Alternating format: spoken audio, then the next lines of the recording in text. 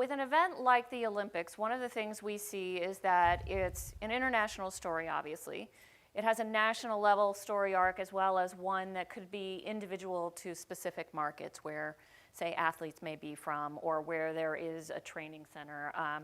And with all of those stories, we also know that sports is a uniquely highly engaged category, and it also, this event in particular, draws in a lot of people who may not identify as sports junkies.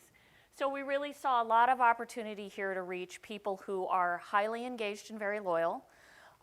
very casual, may not even be regular users of the site, but would definitely come in for the experience, and a lot of original content that would be getting created. And then advertisers really trying to reach that heightened volume around this global and centralizing event.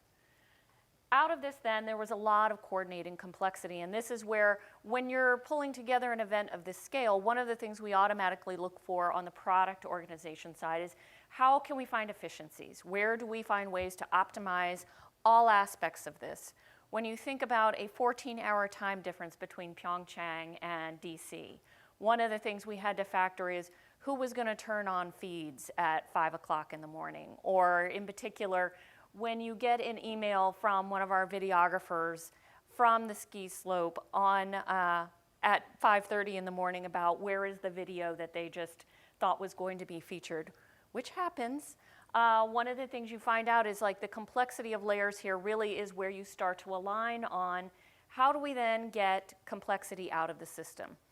One of the ways we do that is actually looking at templates that will help us recirculate the content, and also how we can then make sure that the content flowing through the templates is being directed through intelligent means.